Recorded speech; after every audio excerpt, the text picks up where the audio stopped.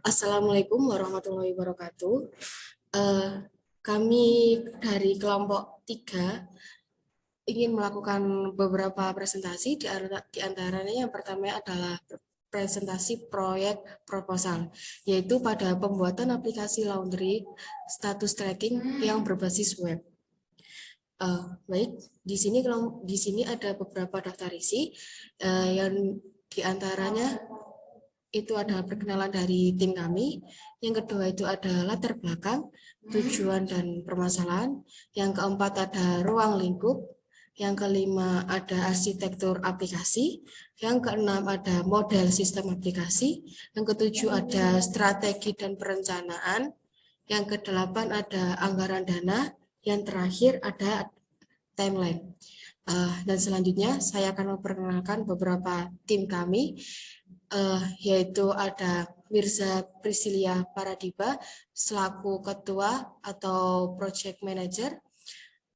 Di antaranya tugasnya yaitu adalah mengarahkan anggota tim untuk mencapai tujuan bersama yang bertanggung jawab dalam proses pengerjaan proyek dan berkoordinasi dengan klien atau pelanggan untuk membantu pengerjaan pada bagian front-end atau desain web.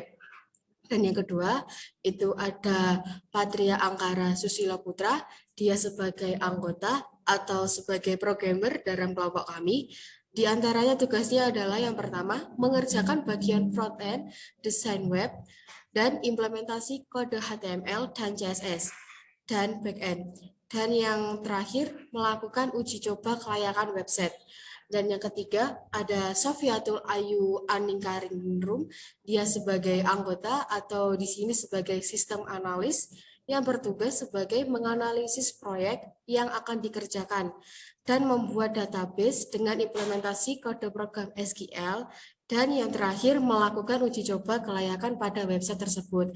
Dan yang terakhir ada saya sendiri sebagai database administrator yang bertugas sebagai yang pertama mendesain database, yang kedua adalah mengimplementasi dan perbaikan database, dan yang terakhir adalah membantu pekerjaan pada bagian back-end web. Baik, selanjutnya presentasi akan dilanjutkan oleh tim saya yaitu Mirza. Mirza, dipersilahkan. Baik, terima kasih. Untuk selanjutnya yaitu ada latar belakang. Untuk latar belakangnya ada deskripsi aplikasi iLaundry. Dari sisi pelanggan, sistem ini memungkinkan para pelanggannya dapat melihat track dan status laundryannya secara online. Jadi pelanggan tidak perlu bolak-balik ke tempat laundry untuk menanyakan status laundrynya. Cukup membuka website iLaundry dan mengakses menu status, maka pelanggan sudah dapat melihat status laundryannya. Sudah sampai di tahap yang mana. Dan untuk bisa mengakses website ini, pelanggan cukup daftar akun dan login, maka semua fitur pelanggan dapat diakses dan digunakan. Dari sisi admin dapat memonitoring dari semua pekerjaan laundry yang berjalan. Hanya dengan login di website iLaundry sebagai admin.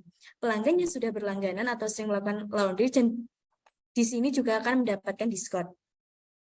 Dari latar belakang tersebut, untuk alasannya yaitu kami membuat website itu karena belum memanfaatkan secara maksimal penggunaan teknologi informasi yang ada, terus pengelolaan data transaksi belum menggunakan sistem terkomputerisasi, setiap kegiatan dari iLaundry masih diinputkan dalam buku besar secara manual, dan yang terakhir yaitu banyaknya pertanyaan dari pelanggan belum terjawab oleh admin karena banyaknya pesan dan panggilan yang tertimbun oleh pesan yang lain.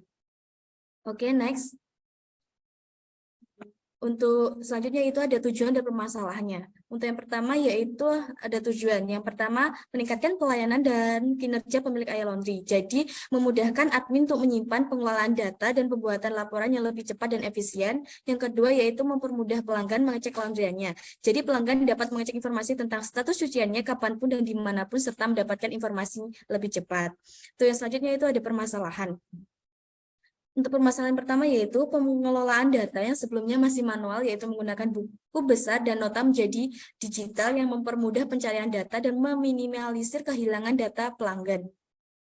Yang kedua yaitu dari yang sebelumnya banyak pesan pelanggan yang tidak terjawab karena masih menggunakan via WhatsApp. Setelah menggunakan website ini, pelanggan dapat melakukan pengecekan data, status laundry, serta mengajukan komplain dengan dengan mudah dan dimanapun dan kapanpun. Itu yang selanjutnya yaitu ada ruang lingkup. Untuk ruang lingkup dan fitur aplikasi di Aya Laundry itu ada fitur yang pertama ada untuk pelanggan ada home, cek status, registrasi, dan login, history laundry, komplain, dan transaksi.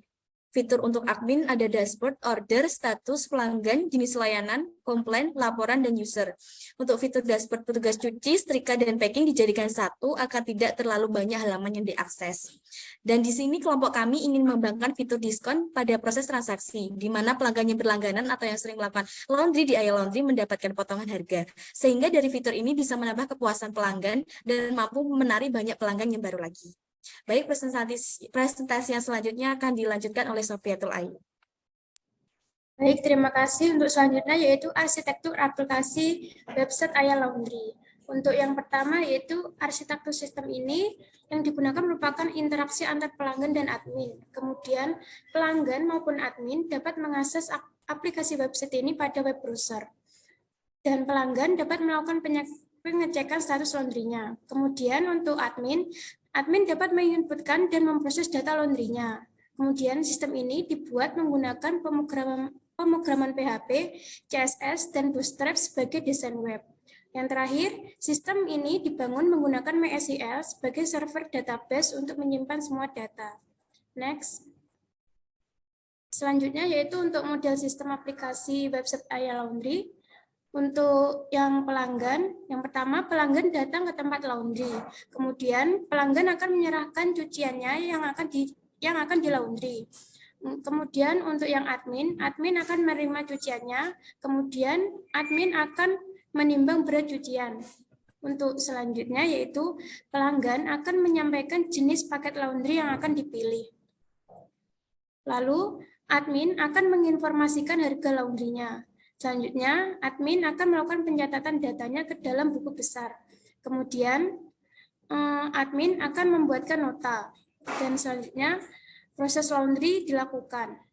Apakah proses laundry selesai? Nah, jika proses laundry ini selesai, admin akan menunggu pelanggan mengambil laundrynya. Tetapi jika laundry belum selesai, akan menunggu proses laundrynya selesai.